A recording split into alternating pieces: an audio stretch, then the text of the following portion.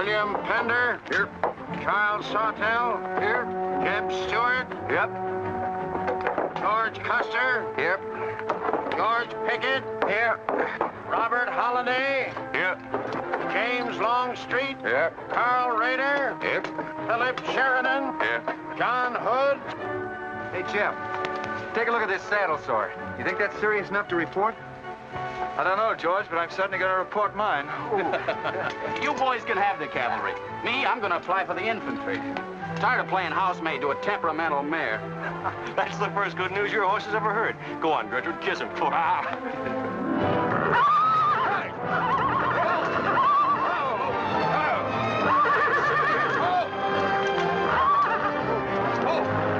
Stand still, you devil. Steady, boy. You weren't so hard-headed you wouldn't hurt your mouth. I told you before we started you had that curb chain on too tight. It's not the first time you've cut his tongue. You ever try putting a curb on your tongue? No. Nobody else ever tried it. I suppose it takes one of you Southerners to handle a horse. Well, at least we know how to harness them. You know how to harness Negroes down south, too, I hear. With a strap across their back. Come on. When are you going to take a punch at him?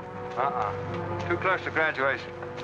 Besides, if I've waited 4 years, I guess I can wait another week. A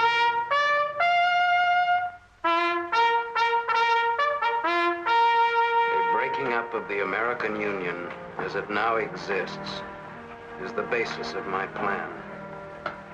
And that destruction must be made upon the issue of Negro slavery and on no other.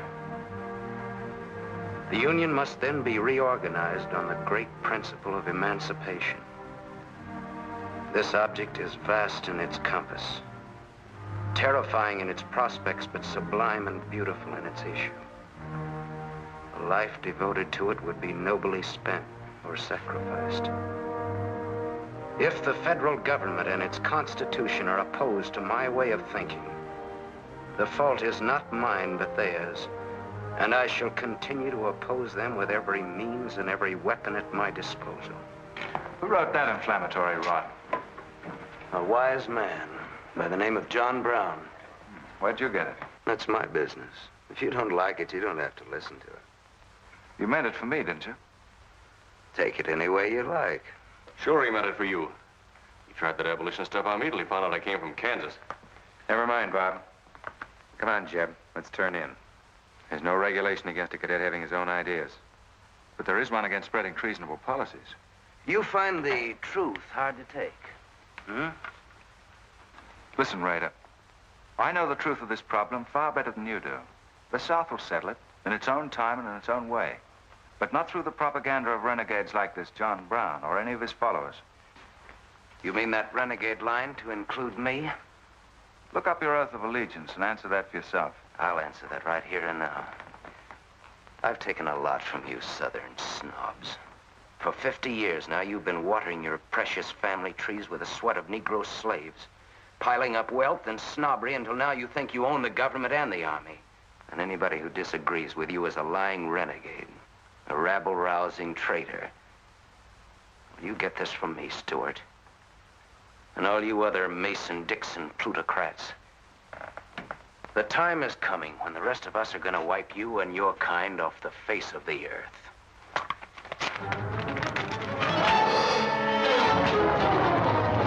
Sheriff, don't be a fool. No, let them fight it out. Hold it, Rader. Sheriff.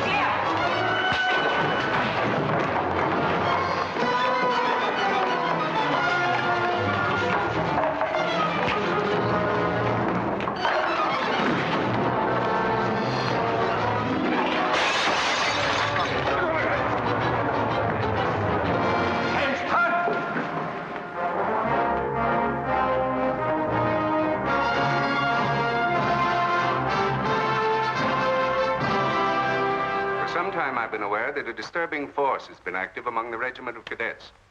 The exact nature of this subversive campaign and the persons responsible for it have not been fully known to us until this moment. Stewart, by every rule of the academy, you should be discharged from the service. And your associates are no less guilty for their part in this outrageous affair. Colonel Lee, any blame in this matter is entirely upon me. my sole responsibility, sir. That's not quite true, sir. It was my fault. We're all equally responsible, sir. That's right, sir. That's right, sir.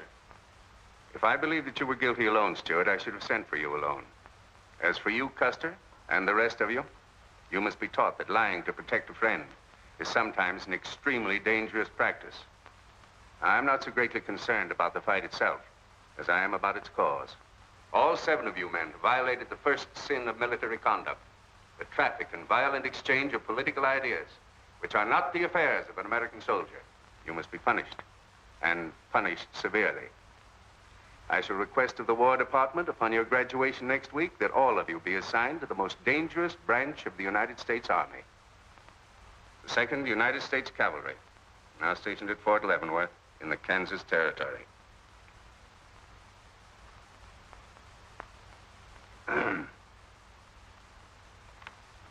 That's all, gentlemen. You're dismissed.